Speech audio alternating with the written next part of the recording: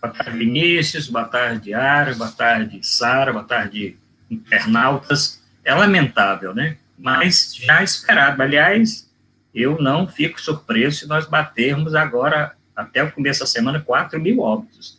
Eu não fico surpreso. Lamentável a condução da pandemia do Brasil.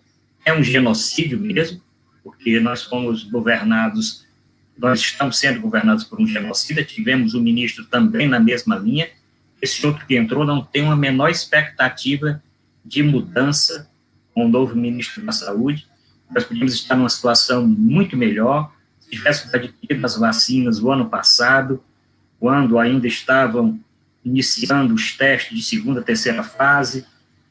O governo negacionista do genocida Bolsonaro deixou isso, empurrou com a barriga, e nós estamos vivendo, nós só temos duas situações agora para reduzir essa calamidade que nós vivemos. É o isolamento social para tentar cortar essa transmissão e as vacinas, não tem outra coisa, não existe medicamento, você falou aí da ivermectina, de azitromicina, de cloroquina, isso, inclusive nós fizemos uma nota no Ceará, podemos conversar depois, fizemos uma nota, porque no Ceará surgiram aí 200 médicos, né, favoráveis a esse tipo de tratamento, e dizendo que Bolsonaro era um herói nacional que tinha dado sangue pela pátria, uma coisa totalmente sem pé, sem cabeça.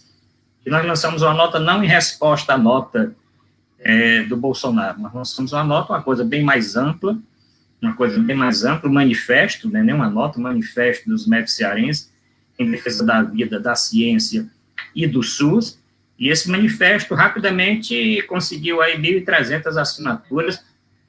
Esses bolsonaristas ficaram, inclusive, encabulados, começaram a retirar a assinatura do documento que eles tinham feito, porque a repercussão foi muito ruim aqui no Estado, com os clientes, com os colegas médicos, com as entidades. E esse nosso manifesto, ele é bem mais amplo e ele tem 5 itens. Vinícius, eu vou dizer rapidamente aqui para você, só assim para começo, que responde mais ou menos essa pergunta, né? Nós precisamos, Vinícius, urgentemente de uma saída humanitária para essa grave crise que nós vivemos aqui. Afinal, é fundamental que se garanta vacinas, qualquer vacina, né? Não interessa se a vacina, se ela é da AstraZeneca, se ela é da Pfizer, se é Coronavac, se é Sputnik V, se é Soberana 2, se é Moderna, se é Janssen, se é Covaxin, se é a Butanvac, se é mesmo essa Vesamune, não interessa, nós precisamos garantir vacinas para toda a população. Nós não podemos também nos calar diante desse projeto que prioriza a morte. Nós temos que denunciar isso. Esse projeto Bolsonaro, ele prioriza a morte. Nós temos que dar repúdio, nosso sentimento com esse governo. Diante das pesquisas, não podemos mais conversar, não podemos aceitar que ninguém coloque tratamento precoce de cloroquina e ivermectina, isso não existe. Inclusive, a Associação Médica Brasileira, agora com a sua nova direção, já mudou o entendimento com relação a isso. Nós temos que apoiar governadores e prefeitos que estão agindo corretamente, fazendo isolamento social, lockdown onde for possível, ampliando leitos, controlando o abastecimento de oxigênio, agora do kit intubação e tudo mais. E o quinto, que eu julgo extremamente importante, nós não podemos deixar passar. Temos que dizer isso hoje. Nós exigimos a responsabilização de Bolsonaro, do seu governo, do seu ministro da Saúde, porque eles não tiveram seriedade na condução dessa pandemia, com seu negacionismo. Nós não podemos permitir que o país chegasse à situação e essas pessoas depois fiquem impunes. Hoje, o Brasil é motivo de vergonha, de lamento, de preocupação para o mundo todo. E, finalizando a nota, nós falamos que basta. Chega de desrespeito à vida, chega de projeto de morte. Nós que assinamos esse manifesto, médicos e médicas do Estado do Ceará, reivindicamos a defesa da vida, da ciência e do SUS. Então, respondendo, nós só vamos sair com essas 3 coisas, respeitando a vida, respeitando a ciência e apoiando o SUS. Nós só podemos sair nessas 3 ações importantes. Infelizmente, a situação vai piorar. Daqui a pouco eu vou dar um número, Vinícius.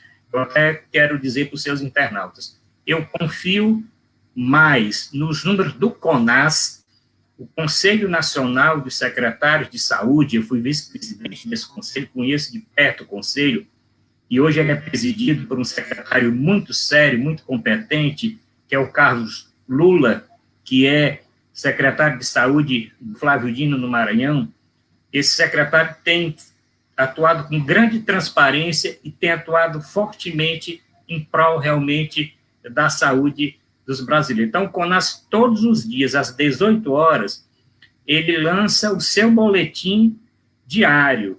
Estou esperando aqui o boletim, vou dar em primeira mão para vocês. Tem o boletim de ontem, né? O boletim de ontem mostrou uma coisa absurda, né? 3.650 óbitos em 24 horas, 3.650, levando para 307.112 óbitos no Brasil, levando o número de pessoas testadas positivamente para 12.404.414 casos. Só ontem foram 84.245. Então, se nós formos ver esse quantitativo de pessoas, coloque uma cidade, coloque um estado. O Ceará tem 9 milhões de habitantes. Vamos ter um Ceará e meio já de pessoas que faleceram nessa pandemia. Então, é um crime e nós temos que atuar fortemente.